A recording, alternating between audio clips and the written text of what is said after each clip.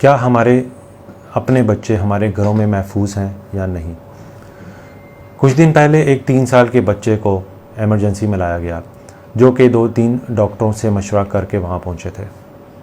बच्चे को वॉमिटिंग थी काफ़ी ज़्यादा और उसके साथ उसके पेट में दर्द थी। वो पेट पे हाथ रख के बता रहा था कि उसको पेट में दर्द है। हमारी इनिशियल असेसमेंट थी कि शायद इसने बच्चे ने कुछ बाहर से खा लिया है। तो पेरेंट्स ने बताया इसने कुछ बाहर से भी नहीं खाया, घर की चीज़ें थी और वो भी बिल्कुल ताज़ा थी। पानी भी वो बॉइल्ड यूज़ करते थे।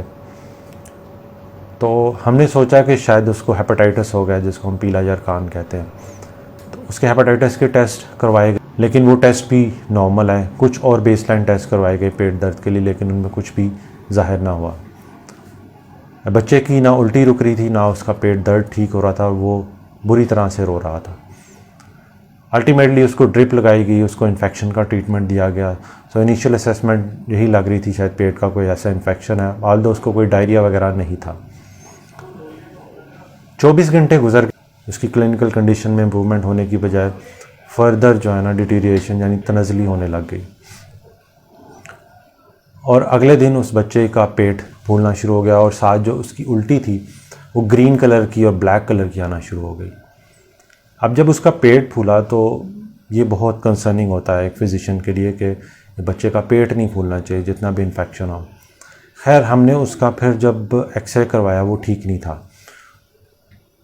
एक्सरे काफ़ी बुरी कंडीशन में था। उसमें गैस अंडर डायफ्राम वो तब आती है कि जब आंतों में कहीं ना कहीं किसी एरिया में कोई सुराख हुआ और उसमें से गैस लीक हो गई। तो उसका जब एक्सरे इरेक्ट कराया गया तो गैस अंडर डायफ्राम आ रही थी, जो कि शो कर रहा था कि आंतों में किसी एरिया में सुराख हो गया हुआ है, परफोरेशन हो गई है, जिसकी वजह से गैस लीक हो रही है और वो बच्चा इतना अनकंफर्टेबल है और साथ ही उसका पेट फूलने लग गया और उसकी जो उल्टी है वो ग्रीन कलर की आने लग गई। जब हमने गौर किया एक्सरे के अंदर तो उसके अंदर हमें कोई मेटालिक चीज़ लग रही थी जो शेडो दे रही थी एक्सरे के अंदर।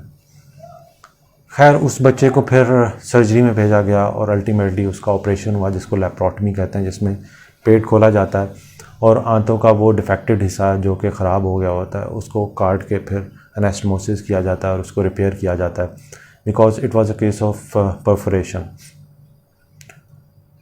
और पता ये चला कि वो जो मेटल का पीस था वो एक अदद बैटरी का सेल था। वो जो रिंग मेटल वाली छोटी छोटी सेल्स आते हैं जो कि हमारी वॉचेस में डलते हैं, छोटे साइज़ के भी होते हैं, थोड़े बड़े साइज़ के भी होते हैं, गेम्स में डलते हैं, रिमोट्स में डलते हैं, म्यूज़िक टॉयज़ में डलते हैं, वो निकला और वो काफ़ी जो है ना चेंज कंडीशन में था।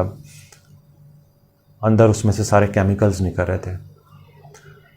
एक छोटी सी बात है कि बच्चे ने कहीं, माँ बाप को तो खैर पता भी नहीं था कि उसने ये खाया, तो एक छोटा सा सेल, चाहे वो इतना सा हो चाहे वो इतना सा हो, जब वो इंसान के पेट में जाता है तो वो जाके मैदे में या उससे आगे आंतों में जब उस पर लिक्विड का असर होता है तो उसमें से बहुत ज़्यादा केमिकल्स रिलीज़ होते हैं, एसिड रिलीज़ होता है और जिस जगह पे वो सेल हो वहीं पे अक्सर चिपक जाता है।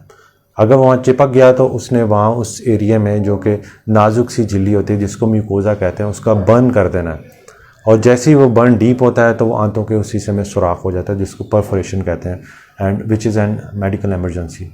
ऐसा ही इस बच्चे के केस में हुआ। सो ऐसे कितने ही हमारे घर में टॉयज़ होते हैं, छोटे गैजेट्स होते हैं जिनमें ये सेल्स डलते हैं और बाजू का सेल्स खुले पड़े होते हैं। बच्चों को ऐसी शाइनिंग मेटालिक आइटम बड़ी अट्रैक्ट करती हैं और बच्चे वैसे भी चीज़ों को एक्सप्लोर करते हैं और हर चीज़ मुंह में डाल रहे होते हैं। सो अगर ये स्वॉलो करें तो इसका इतना बुरा इम्पैक्ट बॉडी के ऑर्गन्स पे हो सकता है। सवाल मेरा अभी भी वही है, क्या हमारे बच्चे हमारे अपने घरों में महफूज हैं? इन तमाम चीज़ों के बारे में ज़रूर सोचिए और जिस कदर मुमकिन हो सकता है एहतियात कीजिए, क्योंकि ये सारे मामलात हैं जिनमें हम प्रिवेंटिव रोल प्ले कर सकते हैं। अल्लाह हाफ़िज़।